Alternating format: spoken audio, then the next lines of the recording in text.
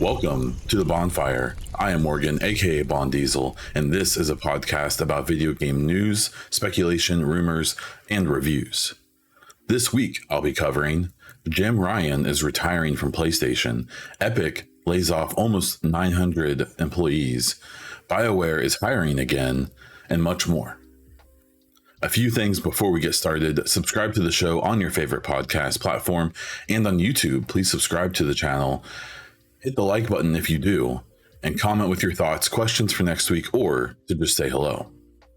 If you can also throw a review into Spotify or iTunes, I would really appreciate it.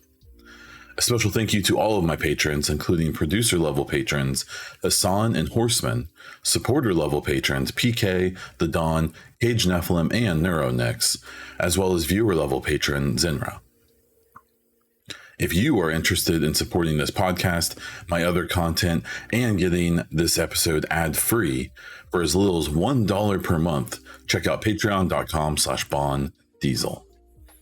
Gaming news. This week, I believe we have 12 stories. Story number 1. Jim Ryan, PlayStation's current CEO, is retiring from Sony. They put this out in a press release, and he put out a personal statement. Long story short, it sounds like he is going to officially retire in early 2024, but he has already handed over the reins to his temporary replacement. It's an interesting move. He's citing that he wants to spend more time with his family. Apparently, he still lives in Europe, even though he is the head of the PlayStation here in the United States, where I live. And I assume he has a condo or something, near their office. That's probably 5 times bigger than my house. But this is a pretty big deal. Jim Ryan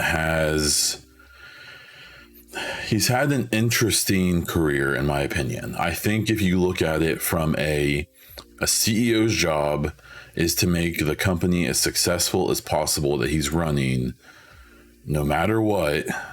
He's been amazing. He's really been the antithesis of Phil Spencer over at Xbox, where they're in essentially the same position, where Phil has really painted himself as the gamers guy and always seems to have his finger more on the pulse of things that are going on.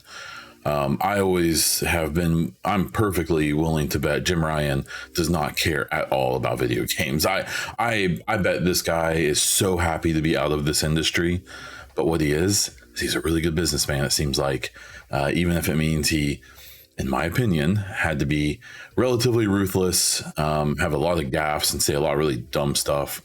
And to be, in my opinion, to make some pretty anti-consumer moves.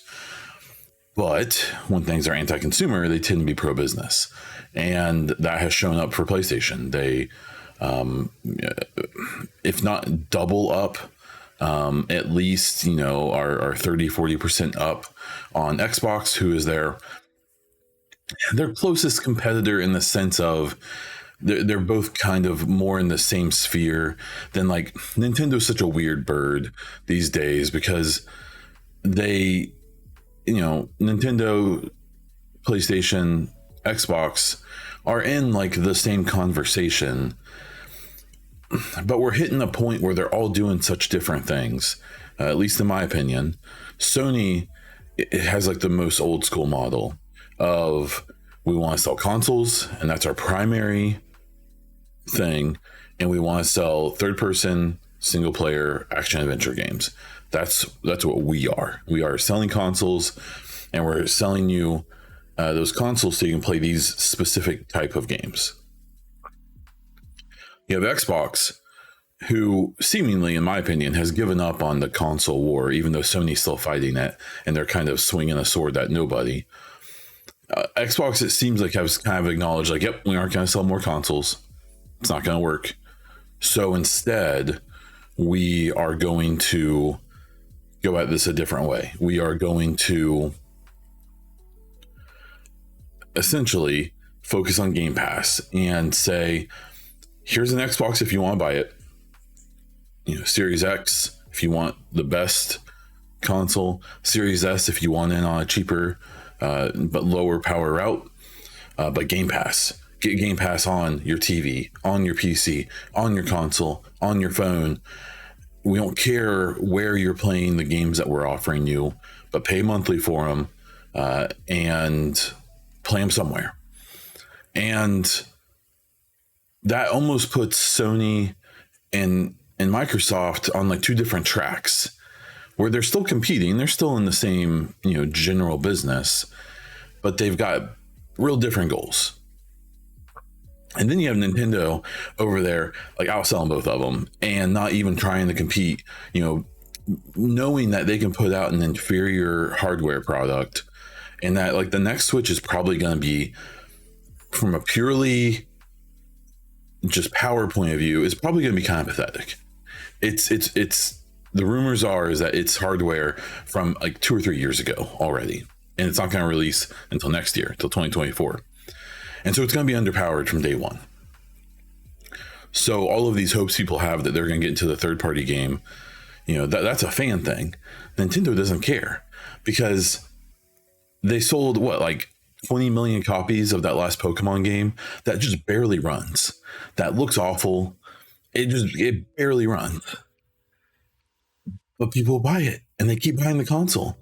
So Nintendo's in a spot where they're saying like Nintendo has the money to make a handheld that maybe isn't quite like PS5 or Series X powerful, but is more powerful than the Steam Deck or the ROG Ally or any of those, and to subsidize it and make it affordable. But they don't have to. They know they don't have to. They're going to poop out this new product and they're going to sell 100 million of them and 10 times more games. So when you consider where the industry is, what Jim Ryan did was say, hey, we're going to kind of half-ass our own version of Game Pass, but no one cares. Like, yeah, they're going to get mad about the pricing. They're going to get mad that we don't have day one exclusives, whatever. No one cares, though, because they're still going to buy the PlayStation 5 because they want to play God of War, because they want to play The Last of Us, because they want to play Horizon, because they want to play these games that are only here. And also, we'll put them on PC eventually because Xbox is day one PC with their exclusives. Jim Ryan and PlayStation have said, oh, we'll put it on PC. We care about PC, but we're going to do it 3 years later. And the chances it's a good port are like 50-50. and I've seen people say like, well, they want to focus on console development and not do the PC and console at the same time. I call complete bullcrap on that. It's a smart strategy. When you think about the goals I said before, Sony cares a lot about selling hardware. Hardware doesn't make companies much money. We know that PlayStation makes money on their consoles, but I don't think they've ever said how much. It's probably very little. The margins are probably single digit in my assumption. I don't know if Nintendo has to be, at least with the Switch, has to be profitable in that hardware by now. They've sold so many of them. And Xbox, with the series consoles, we don't know. I don't think we've ever found out if they're still, subsidizing those or not and losing money on them. But if they're making money, it's a similar situation as Sony, where it's probably not much. These platforms make their money off of software, and so that makes the whole concept of how Jim Ryan and PlayStation have, over the years done this thing where they put out The Last of Us Part 1, the remaster, and then, a few years later, we get the PC version. They put out Horizon Zero Dawn a few years later, the sequel a few years later. Now we're about to get that sequel in 2024, 3 or 4 years after the original game came out. And the reason they do that is explicit. It's because if they did day and date, if they did PC and PlayStation on the same day, they would miss out on console sales. By making people wait 2-3 years, they're giving people the choice. Like, okay, you can wait 2 or 3 years until this game isn't really relevant anymore. It'll have a slight splash again, but not the same as on release. You can play it later after you've heard all the spoilers and seen all the videos and all that. Or you can play it now. You just got to spend $500 on this console. And that's, that's their thing. And that's okay. There's nothing wrong with that. I think it's kind of anti-consumer, but who cares? Like, they don't care. They're making a bunch of money. The people who buy the PlayStations don't care. They love their console. They have a bunch of great games. It's all good. And so, and the last part of Jim Ryan's legacy is going to be the most interesting to me, in that his, the PlayStation's making a really obvious push for live service games. It's a weird move. And I think because PlayStation is so dominant, at least compared to Xbox, people just kind of, you have this assumption in your brain of like anything PlayStation does is probably the right decision. And oftentimes it has been, even when it doesn't seem like it will be. But they aren't necessarily like invincible, or they don't always make the right calls. We have things like the Vita and things like that. And this live service push is most interesting to me, because as someone who's a big fan of The Division and has at least somewhat paid attention to what's going on with Destiny and Warframe, and then you have the games that kind of come and go, like Outriders and stuff like that in that genre. Even though Outriders wasn't a live service game, they said I think it was definitely meant to be. They just didn't have the funding. But and then like Fortnite and all these other games. What you don't often see people talk about is that if you put out 10 AAA live service games, you are genuinely lucky if one of them hits and sticks around for more than a year or two. If you look at Ubisoft, if you look at even EA to a point, if you look at a bunch of big publishers, we've seen so many live service games, mostly like battle royales. Now the big trend is extraction shooters. But all kinds of live service doesn't necessarily mean free to play multiplayer, but it often does. You even see like Apex Legends starting to lose some of its ground, and it makes you wonder, like, is PlayStation late? Are they 5-10 years late to this trend? Because it sure looks like they're spending maybe a bulk of their company resources on their first parties to try to make live service games. We know that like the factions, like they have Naughty Dog working on what is probably a live service game. If you told someone that 5 years ago and said, hey, the makers of The Last of Us, Uncharted, they're going to make a live service game, people would scoff and laugh at you. They'd say, no.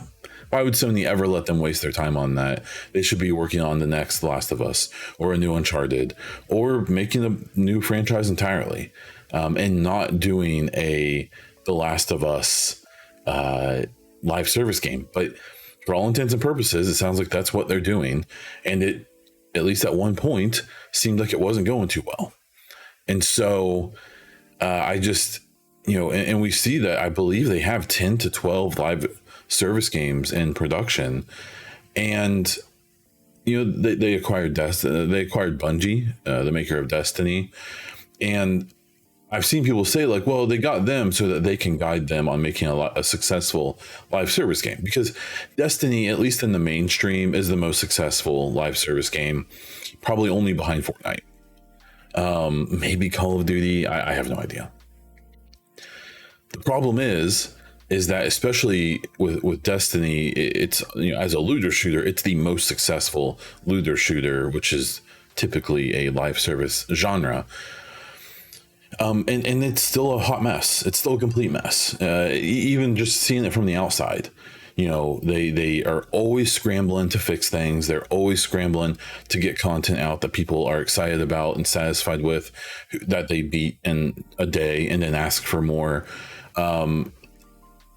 My thing with the whole idea of like, well, they got Bungie, and so all of these live service games can be successful, and they just can't be. Like I said before, I think you're lucky if 1 out of 10 live service games hits even mediocre success.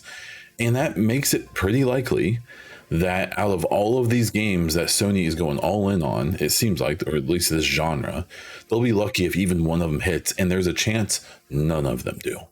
Now, they're still going to put out their next Sony Santa Monica game, whether it's God of War or whatever it is. They're going to put out their 3 Insomniac games a year, and those are going to be like solid 8.5s out of 10, and they're going to be great, and they're going to be worth buying the console for. Naughty Dog is I assume working on A Last of Us 3 as well as that factions mode. I feel like they're still going to put out good games. They're going to get great third-party deals.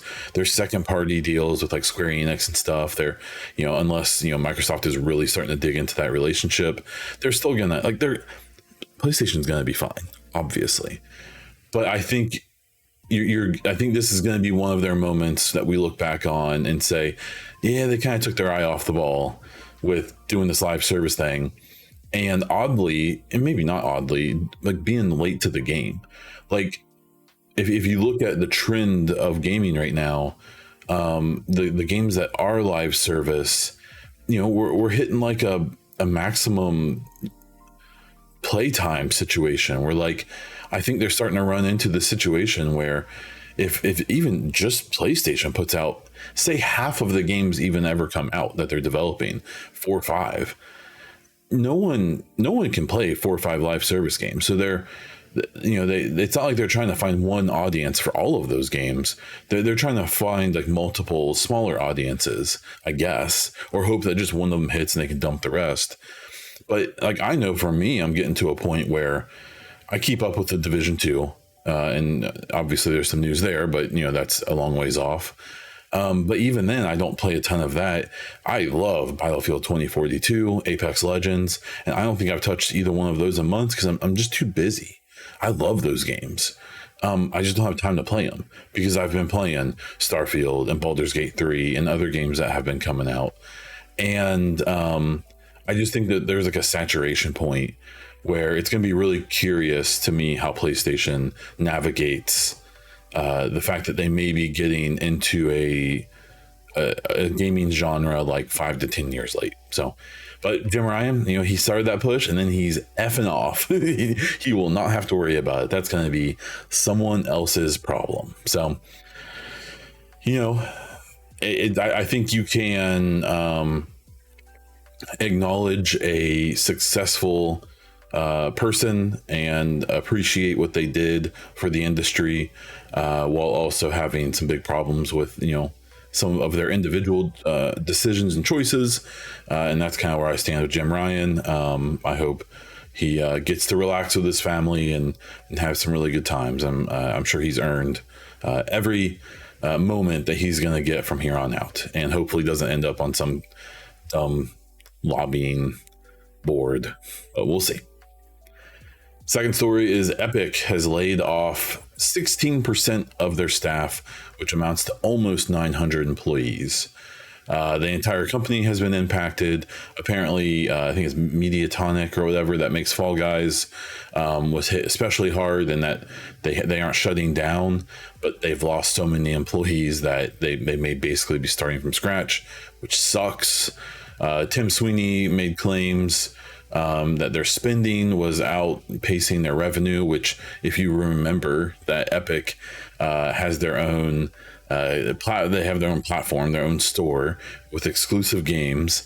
They have Fortnite, they have the Unreal Engine 5, and that even with all of those things, supposedly they're losing money. That they had to make these cuts to for the health of the company.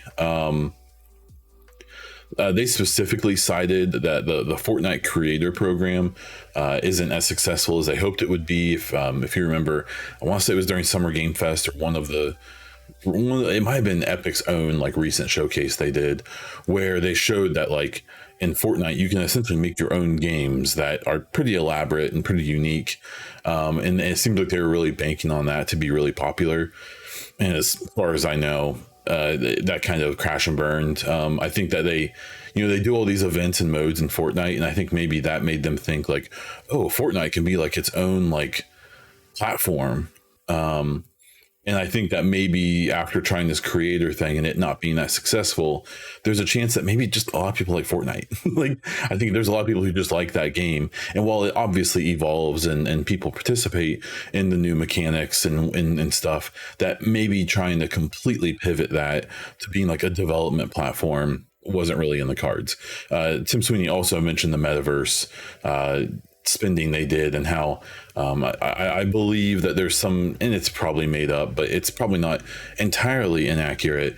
But I think like Facebook invested like literally billions into their metaverse product, and the it's only like made like hundreds of dollars or something. Like it's something where the metaverse thing, and I feel like talk of it has dropped quite a bit, or it's being renamed by some companies.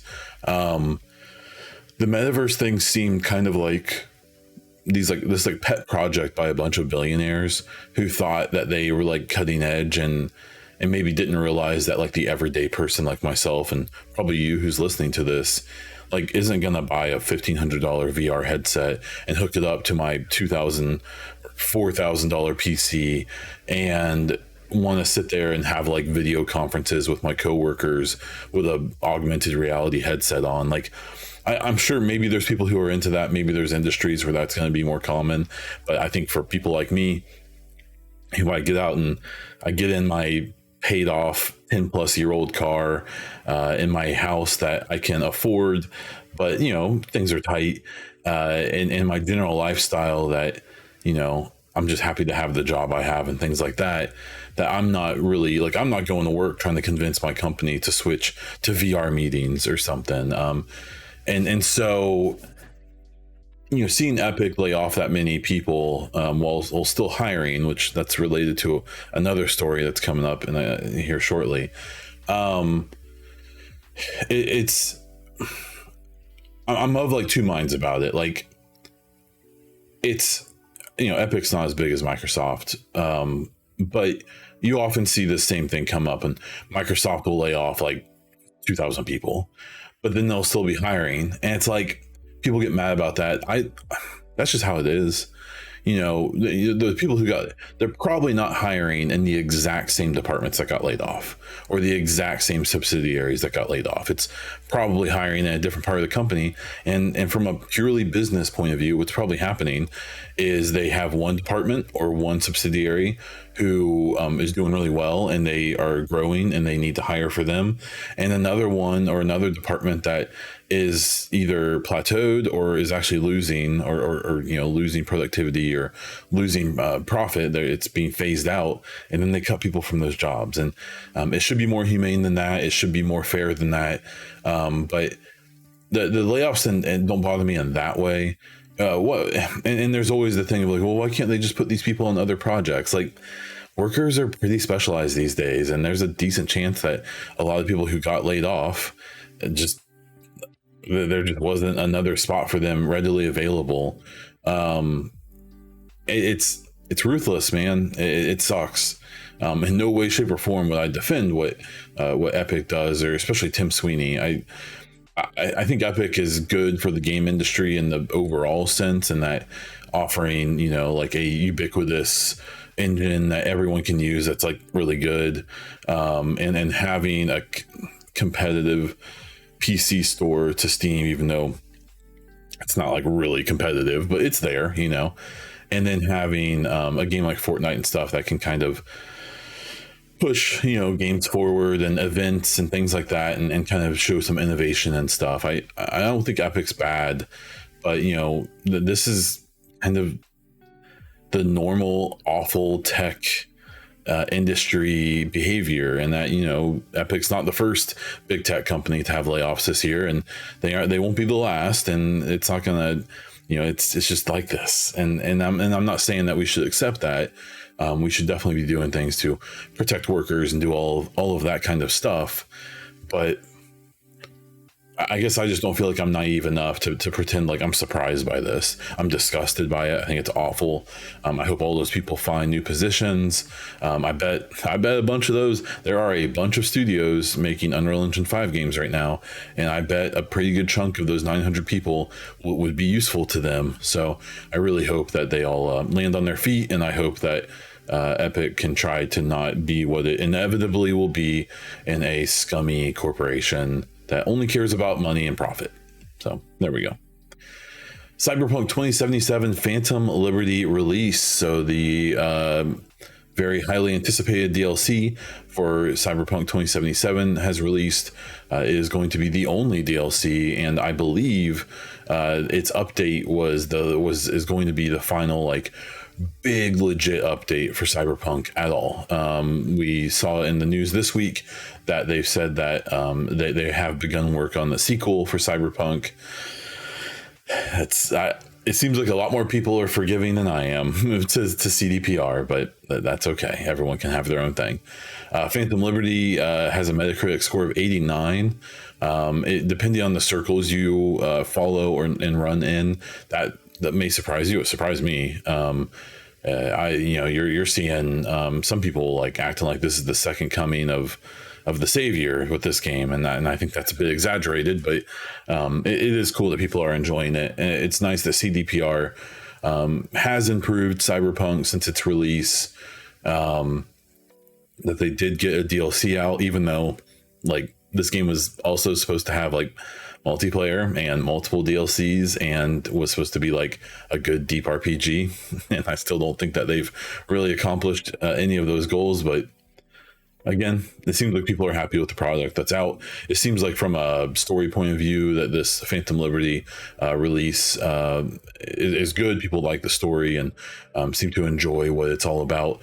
I have not played it. I intended to. So when I saw that the 2.0 patch was coming, when I saw that the Phantom Liberty was coming up, I was definitely curious.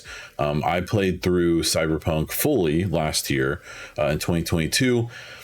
It was fine. I'm definitely in that camp of I think that Cyberpunk, after all of its updates and fixes and stuff, is like an okay game. I don't think it even comes close to living up to the promises they made about it. And I think even if you ignore the promises and just look at the game itself, like I still think that the story is just okay. I think the writing is fine. I think it's actually kind of cringy in a lot of places. I think the characters are pretty hit or miss. I'm always surprised by how often I've seen people like just really gushing over like the world of Cyberpunk, because just for some clarification, that when the 2.0 update came out a week or two ago, I jumped back in. I played about 15-20 hours in preparation for Phantom Liberty, because my thought was like, okay, I want to jump back in. I started a new playthrough. I want to see how this game feels compared to what I played last year, and see if I feel like this is like I feel motivated to get the DLC and to do all of that.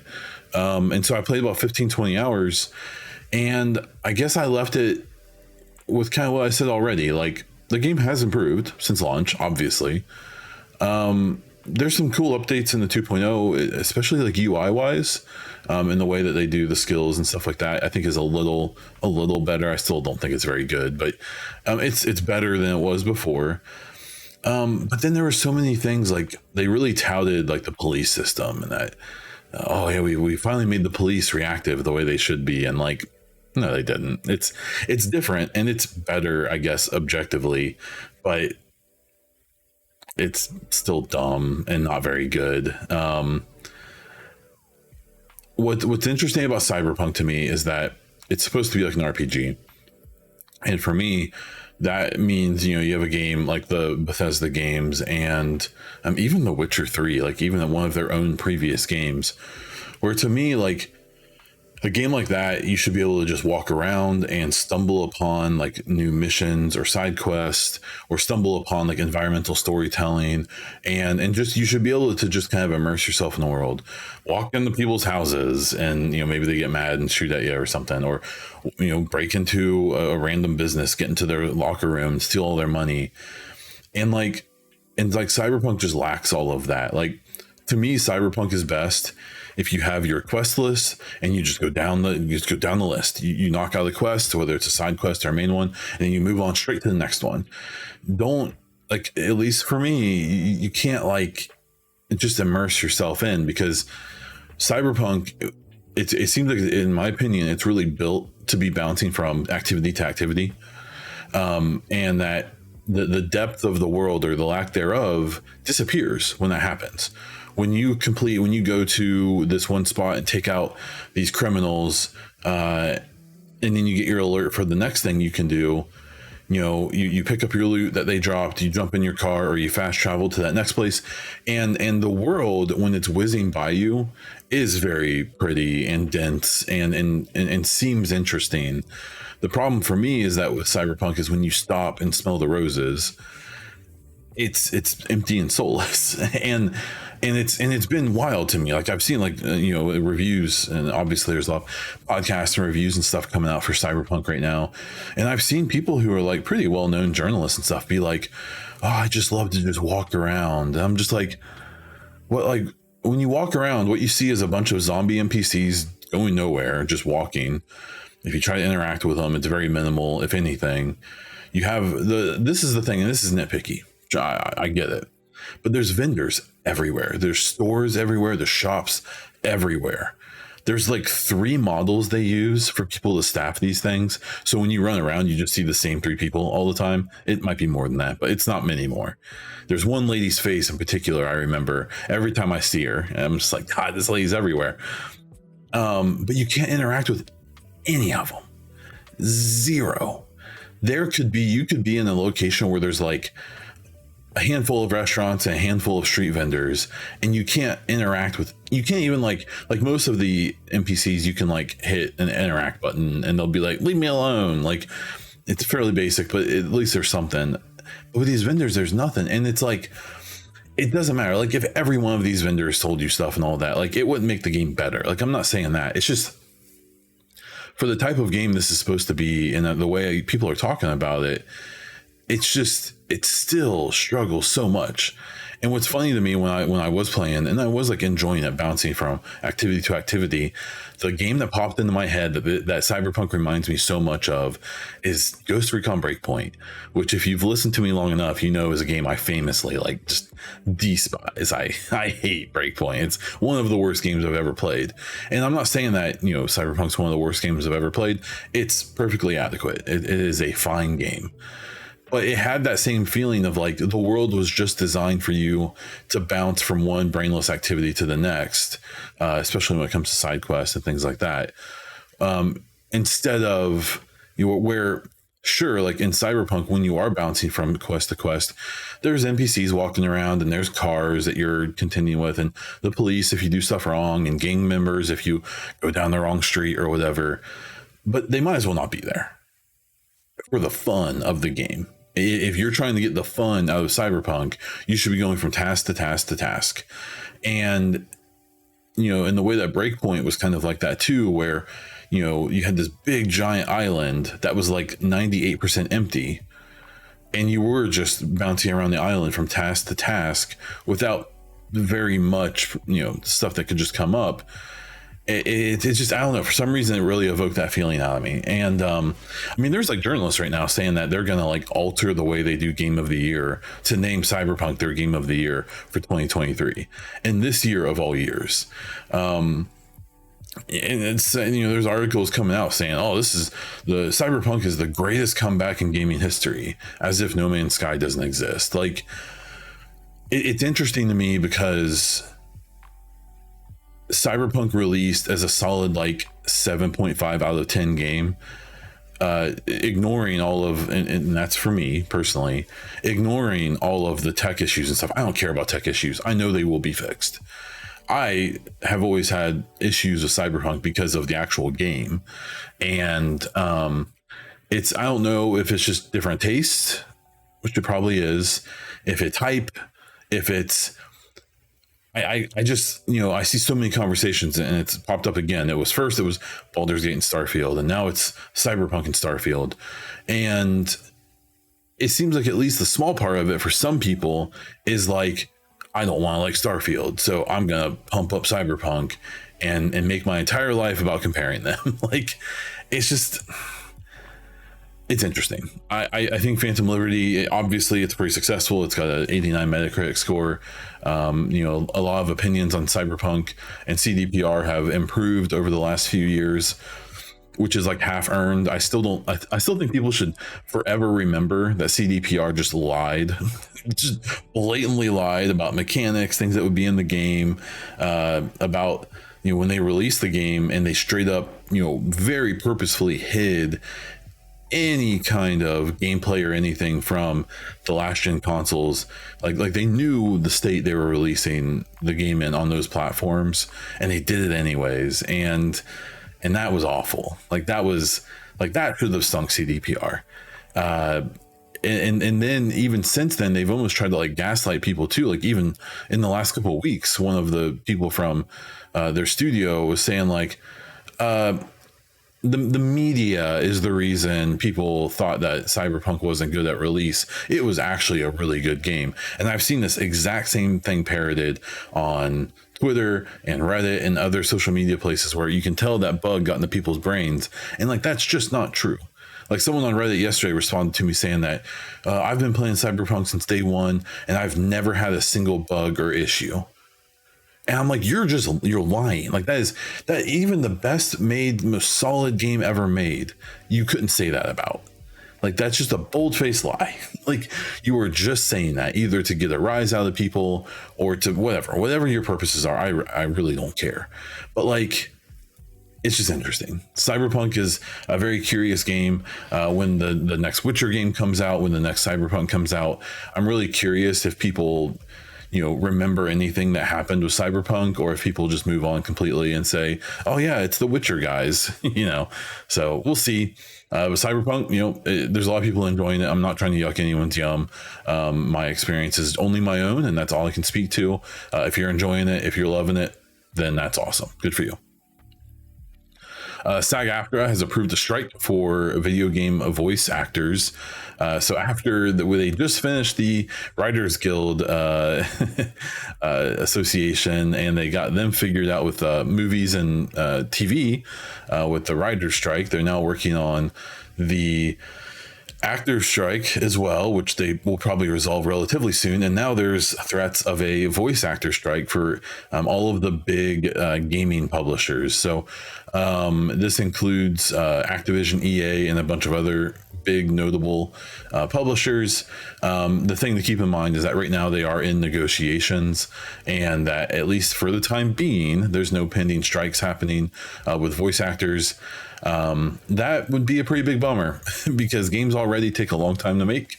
And if, I believe a lot of voice acting stuff gets done relatively late in the development process. And so, you're thinking about games that are coming out like next year. Senua's Saga, Dragon Age Dreadwolf, the Wolverine game from Insomniac. Like, those games are probably the ones that are like doing voice acting stuff right now. And, a strike will obviously delay those games. You can't, you can't put out the game without voices in it unless you're a Nintendo franchise, and then no one cares. There's my shade. So this will be interesting. I suspect that these gaming companies are going to be a little more flexible than the movie and the TV show studios. I think that I hope there's a little more connection to what's really going on and how they know they need these voice actors, as well as they've got to get these games out next year. A lot of these publishers are trying to make money and get back in some good graces, and having to delay games even more, especially as we're coming out of the COVID era of games. Everyone's kind of hoping that all of those delays are going to be done, and jumping right back into another delay issue is probably not on anyone's short list of things they want to do. The next story is BioWare is hiring shortly after their layoffs. So currently, at least as of the writing of this, my little notes here, there are 3 positions being hired for at BioWare. That includes a senior gameplay animator specifically for the Mass Effect franchise. It's kind of what I said about Epic to a point. BioWare laid off around 50 people a month or so ago. And so you see that, and then you see that they're hiring. And I know a lot of people are instantly going to go to that again, that, wait, what are they doing? Why are they firing people and then hiring? And, did they have to fire those people if now they're hiring? The thing to realize, and if you dig deeper into it, those BioWare layoffs were mostly Dragon Age Dreadwolf devs and mostly the narrative team. That doesn't make it any better. It doesn't make people any happier, especially because a large number of those layoffs were like OG BioWare people, some of the, relatively few OGs left who worked on all of their games from, the 2000s and stuff like that. But as far as I know, they didn't they didn't lay off any senior gameplay animators, and they definitely didn't do that from the Mass Effect team. And so I think it just depends on who you are. If you're glass half full or empty, you can look at this in different ways. I'm a half full guy, and so I see this as probably good news for Mass Effect. If they're hiring that position, a gameplay animator, seems like they must do stuff with a lot of animations for like fighting and traversing and things like that, as well as like cutscenes and stuff like that. From the description, that's what it seems to imply. This description, I believe, also did imply Unreal Engine 5 again. So if we weren't already sure that the next Mass Effect is going to be on the Epic engine, I think it's even more assured now. There isn't that much to take from this. What was most interesting to me is that, one, it's coming shortly after layoffs, and two, these are the first listings. And unfortunately, yes, I am that creator who keeps track of this stuff. They haven't hired like this since I think it was June of 2022 was the last time they put up job listings. So we have N7 Day coming up here in about a month and a half. Hopefully we're going to get some cool stuff there. I'm not expecting the world. I think it's going to be a similar release of info as 2022, where they give us just enough to talk about for quite a while, but probably nothing huge, subtitle, things like that, until after Dreadwolf comes out, which will hopefully be next spring. And then they can finally turn their full attention to Mass Effect, which I think a bunch of us would be excited about. Next one is Alan Wake 2 preview thoughts. So Alan Wake 2 is coming out, I believe, here in a few weeks. And this was a game that wasn't really on my radar until pretty recently. And a bunch of this gameplay that has been shown from these preview events looks really cool. This went from I have no interest in that to I'm probably going to buy a game. It looks like it's going to be kind of up my alley when it comes to kind of like a third person action adventure that's not a PlayStation exclusive. And I'm excited to see what they do with this. It's hard to say much about it because it was only a preview, and even the previewers were only allowed to say so much. But you can kind of feel like a buzz in the air for this game. Another little bit that came out this week was that one of the devs, one of the people from the studio, pointed out that the Series X and the PS5 will be getting 60 FPS modes, so that's really cool. But did iterate and kind of talk about how the game was legitimately only built to run at 30 FPS, and so that's not necessarily happening like it did with Starfield and stuff on console, but whether people like it or not, it's probably a sign of things to come. I suspect that we'll be seeing more. We'll be seeing more of that 30 FPS limit for the next couple of years. Is my guess. Just a quick update. I just entered Act 3 of my Baldur's Gate 3 second playthrough. This one's been really interesting.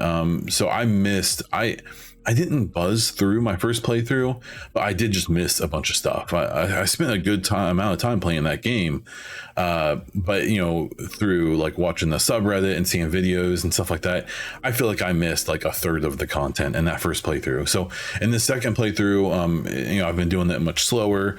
I've done a bunch more of the stuff, things that I knew about and some things I didn't, but I've just been more curious and fully exploring all the worlds.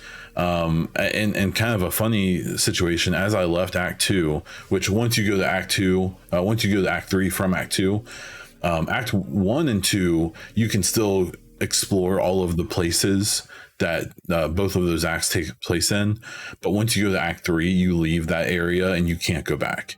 And as I left Act 2 to 3, the place where Act 2 takes place has this curse over it. Well, I thought that was just a feature of that area. I didn't know you could cure it. I had no idea. And apparently you can, and I completely whiffed on that. So I guess I'll have to do a third playthrough. One of the things I really liked about the second playthrough was the first one I romanced Shadowheart, and that's a really cool story.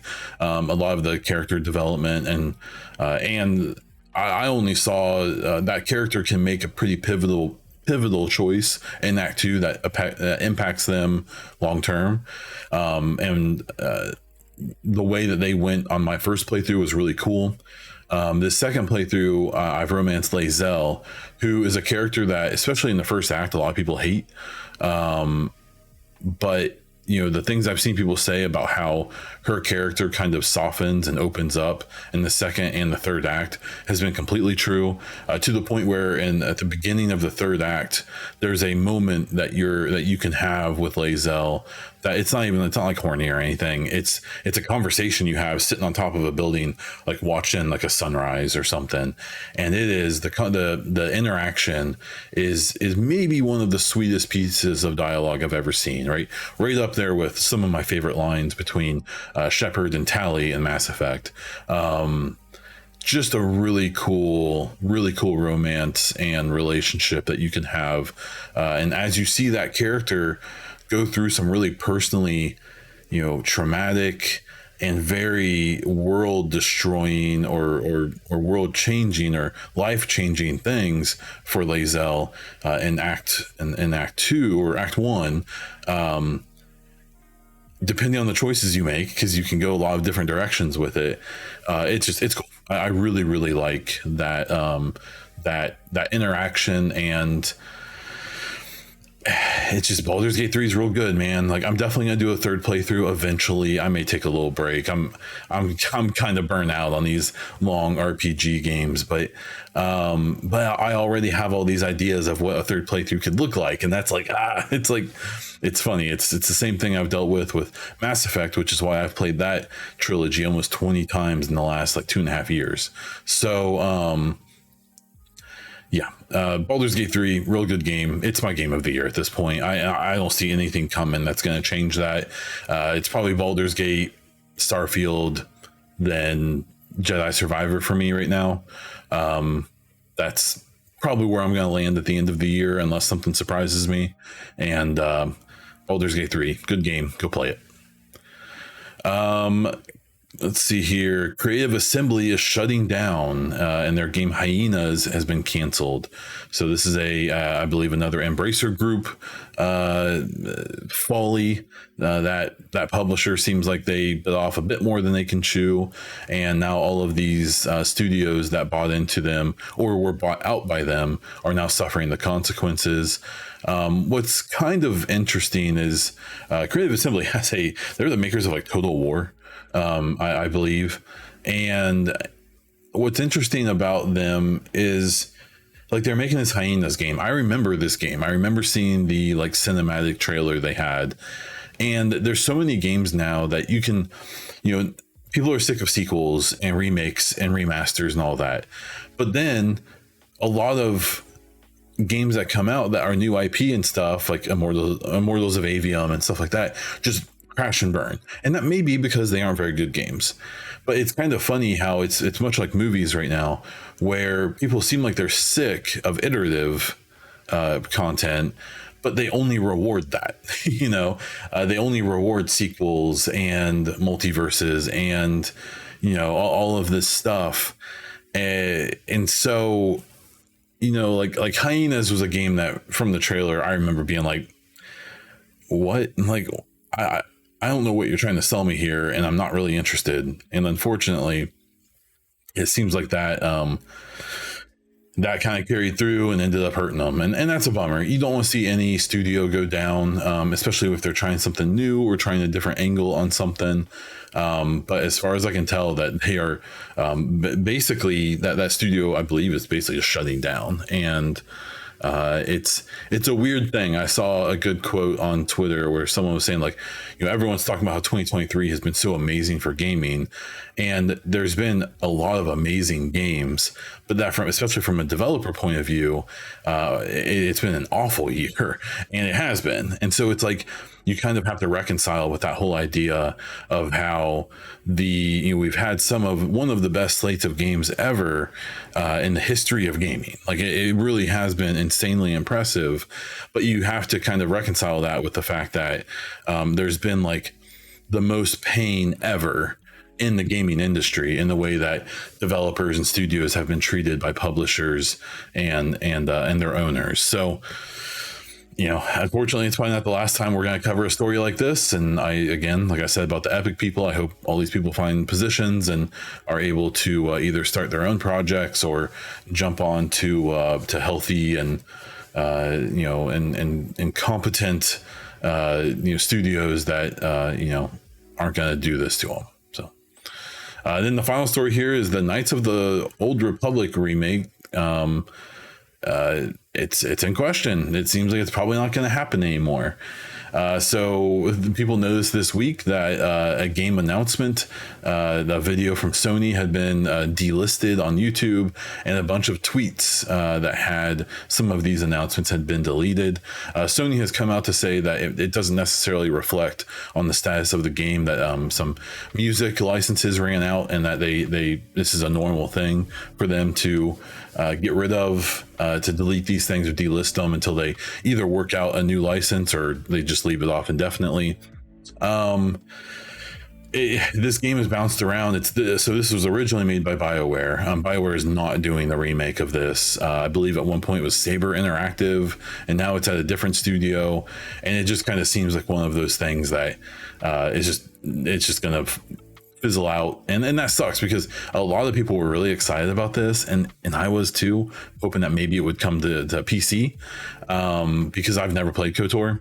I've heard it's amazing, but I don't know, I can't go back to those games that look like that and that don't have all of the quality of life stuff of modern games. So call me I'm too prissy for that, so I'm too fancy. So hopefully that project's not going the way it looks like it's going, and maybe we'll get that game one day. I don't think so. Okay, let's jump into listener questions. If you have your own question, you can check out the Google form questionnaire. You can ask in Discord. You can ask in the YouTube comments, or you can hit me up on Twitter at Baundiesel or at the Baunfire if you have any questions or topics or suggestions or anything for next week. This week we have a question from YouTube's. It says, build the best game ever by only using bits and pieces of your Game of the Year candidates.